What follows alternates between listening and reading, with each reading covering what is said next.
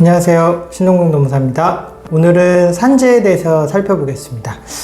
사업주분들 중에는 아직도 산재 처리를 하게 되면 많은 불이익이 있다고 생각하시는 분들이 있습니다. 예전에는 불이익이 좀 있었을 수도 있는데요, 최근에는 불이익이 많이 없기 때문에 그와 관련해서 좀 안내를 해드리고자 영상을 촬영합니다. 가장 잘못 알고 계시는 것 중에 하나가요, 산재 처리를 하게 되면 산재보험료율이 올라가는 거라고 생각을 하시는 경우가 많습니다.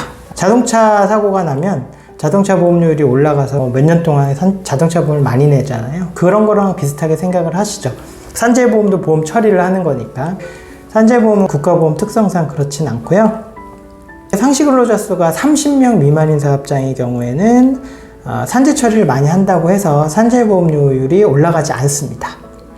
그리고 상시 근로자 수가 30명이 넘더라도요, 이제 업무상 사고가 있고 질병이 있잖아요. 질병도 산재 처리가 가능하기 때문에, 근데 질병으로 해서 처리가 된다 하더라도 그거는 보험료에 영향을 미치지 않고요. 또 출퇴근제도 산재 처리가 되고 있는데, 출퇴근제와 관련해서 산재 처리를 한다고 해서 상시 근로자도 30명이 넘더라도 산재보험료로 인상되지 않습니다. 그래서 30명이 안 되시면 안심하고 산재 처리를 하시면 되고요.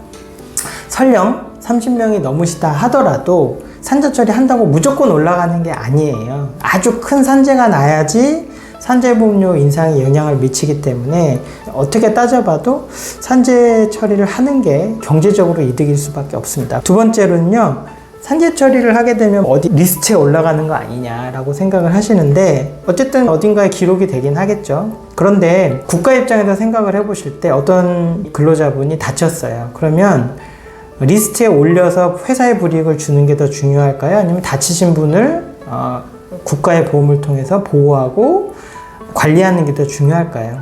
어쨌든 국가 입장에서는 근로자를 보호하기 위해서 산재를 처리를 하는 것이고요. 다만 산재 처리를 하는 거는 기업의 의무일 수도 있기 때문에 보험료를 회사가 내고 있는 거죠. 그렇기 때문에 산재 처리를 하는 게 원칙입니다. 실질적으로 또 이런 경우도 많아요. 좀 하고 싶지 않아요. 어떤 이유에서건. 그래서 공상처리라는 거래요. 공상처리라는 건 뭐냐면요, 다치신 분이 있는데 일하다 다치신 거예요. 그런데 회사가 그거를 산재에서 받는 보상만큼 회사가 해주는 거예요. 그러면 예를 들어서 국가에서 받는 게 100인데 회사에서 해주는 게 200이면 근로자 입장에서는 200을 선택할 수도 있는 거겠죠. 그래서 그렇게 처리가 됐다고 칠게요. 근데 분쟁의 씨앗이 남을 수가 있습니다. 손해가 100인 줄 알고 200에 합의를 한 거죠. 근데 후유증이 막 생기고 그러다 보니까 한 300에 손해가 날 수도 있죠. 직원 입장에서는. 그러니까 그 예측하지 못하는 손해가 발생할 수 있는 거예요. 그렇게 되면 직원 입장에서는 공상 처리를 다 해버렸기 때문에 오히려 더 손해가 나는 것이고, 그러면 또 직원 입장이나 직원의 가족 입장에서는 합의를 했지만 처리를 더 해줘, 보상을 더 해줘, 이렇게 얘기할 수 있는 거. 그러니까 그런 부분에 대해서 계속 뭔가 분쟁의 씨앗 같은 거를 갖고 있는 거예요. 공상 처리는 좋은 점도 있을 수 있겠지만. 그런데 원칙대로 산재 처리를 하게 되잖아요. 그러면 그 후유증이나 이런 것들에 대해서는 근로복지공단을 통해서 공식적으로 처리가 돼요. 그러면 회사는 그 부분에 있어서는 책임에서 면해지는 거예요. 그러니까 괜히 공상 처리를 해서 그 부담을 언제까지 안을지, 무슨 일이 일어날지 모르는 상태에서 그렇게 계속 가져가는 것보다는 공식적으로 처리하고 그 부담만큼은 국가기관과 재근로자가 서로 합의를 하든 분쟁을 하든 소송을 하든 그렇게 통해서 하는 것이 회사 입장에서도 유리하고요. 근로자 입장에서도 마찬가지예요. 근로자 입장에서도 FM대로 처리를 하는 게 맞습니다. 그래서 공상 처리를 하는 것도 방법일 수 있지만, 어쨌든 그거는 분쟁의 씨앗이 될 수 있고 깔끔하지 않은 방식이 될 수 있습니다. 관련해서 이제 사업주 입장에서 좀 중요한 부분이 있는데요. 이제 산재 처리를 하지 않으면 불이익이 발생하는 경우가 있을 수 있어요. 아까 말씀드린 그런 부분 말고도요. 현재 법상 산재가 발생을 하게 되면은 1개월 안에 산업재해조사표라는 걸 작성을 해서 고용노동부에 제출하게 되어 있습니다. 그거를 제출하지 않게 되면은 과태료가 부과되는데 1차에 700만 원 정도 부과가 되고 있습니다.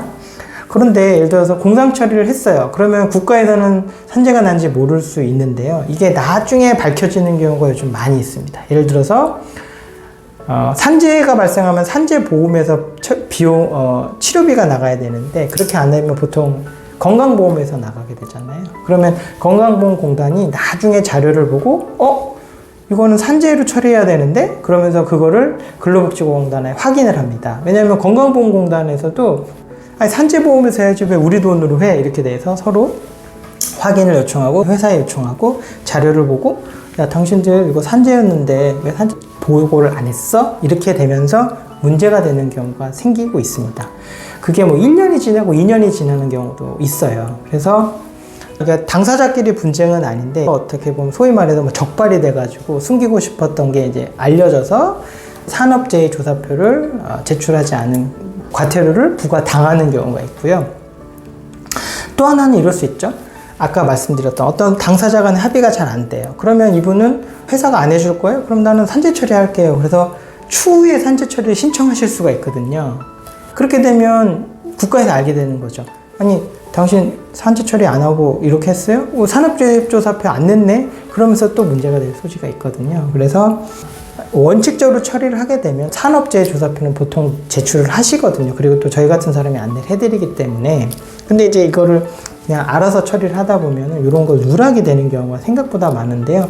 당장 문제가 되는 게 아니고 1년 있다가 2년 있다 문제되는 경우가 있기 때문에 산업재해조사표가 누락되지 않도록 원칙적으로 처리하는 게 좋습니다. 어쨌든 산업재해조사표는 한 달 안에 제출을 한다. 산재가 나면 그런 걸 꼭 기억을 하시면 좋을 것 같고요. 가끔 이런 분들이 있어요. 그 사업자분들 중에 내가 이러려고 산재보험 가입했지. 넌 산재보험으로 다 줬으니까 나의 의무는 다야. 이렇게 생각하실 수 있어요. 맞는 말이기도 해요. 그런데 산재는요, 모든 손해를 보상하지 않고 있습니다. 어쨌든 국가 예산이 풍부하지 않잖아요. 그러다 보니까 보통 한 70% 정도 부담을 해주죠. 치료비 중에서도 의료보험이 되는 부분만 산재가 됩니다. 그래서 비급여 항목이라고 있죠. 비싼 치료, 필수 치료가 아닌 것들은 산재 근로자들도 그런 처방을 받으실 수 있잖아요. 근데 그건 산재보험에서 안 해줘요. 그러면 근로자 입장에서는 그걸 자기 비용으로 하게 되는 거예요. 치료를 하는데. 그럼 내가 일하다 다친 것도 억울한데 그 비용을 내가 내야 돼? 이렇게 되는 거거든요. 그러면 그거를 근로자 입장에서는 어떻게 생각하시겠어요? 그 부분은 회사가 내야 되는 거 아니냐라고 얘기하실 수 있는 거고요. 또 하나는 임금도 70%만 국가에서 보상을 해줍니다. 그러면 내가 월급이 뭐 100만 원이었다. 그럼 70%는 받지만 치료기간 동안 30%는 남잖아요. 근데 이 30%가 민사소송을 할 수가 있는 부분이 있어요. 그래서 산재보험 외에 남는 손해 부분들은 민사소송도 될 수 있고 또 분쟁이 될 수도 있습니다. 어쨌든 우리 회사를 위해서 일을 하다 다치셨잖아요. 그렇기 때문에 충분한 위로, 그 다음에 하실 수 있는 데 대한 충분한 배려가 필요하고요. 산재보험 처리하는 건 당연한 거고요. 그 외에 비급여 항목에 대한 치료 이런 것들은 분쟁을 예방하는 측면에서도 또는 우리 회사를 위해서 일했던 직원들 입장에서도 그런 부분에 대한 배려는 필요해요. 가족들이랑 얘기를 해보면요. 제일 열받아 하는 게 그거죠. 정말 우리 소중한 가족 또는 본인이 일을 하다 다쳤어요. 근데 사장도 와보지도 않아요. 뭐 산재 처리해주면 되는 거 아니야? 이렇게 생각하는 그런 태도 때문에 굉장히 분노하시고 오히려 사실 돈 때문에 한다기보다는 서운한 마음 때문에 뭐 민사소송도 가고 막 이렇게 하는 경우도 많이 있습니다. 산재 처리했다고 해서 모든 게 다 끝났다 이런 식으로 태도를 가지시는 거는 매우 좋지 않기 때문에 그런 것도 좀 유념을 하셔서 산재를 좀 바라봐 주시면 좋을 것 같아요. 그리고 마지막으로 산재가 발생을 하게 되면 원인을 좀 분석을 해 주셔야 돼요. 그러니까 왜 산재가 났느냐, 우리의 구조적인 문제냐, 아니면 그 직원들에 대한 의식이 좀 약한 거냐, 이런 것들을 좀 판단을 하셔서 그거에 대한 개선책을 좀 마련하고 개선하려고 노력을 하셔야 됩니다. 산재를 예방하는 효과도 있고요. 아시겠지만 중대재해처벌법이라는 게 요즘 시행 중이거든요.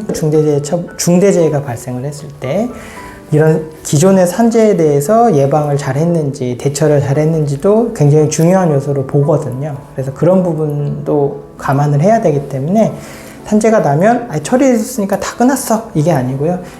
그거에 대해서 대응 방안, 조치 이런 것들도 잘 잘 생각해 보시고 기록에 남겨두시고 이런 것도 중요한 요소가 되겠습니다. 오늘은 산재와 관련해서 좀 잘못된 오해, 산재와 관련돼서 꼭 아셔야 되는 내용들을 정리해서 말씀드렸습니다. 감사합니다.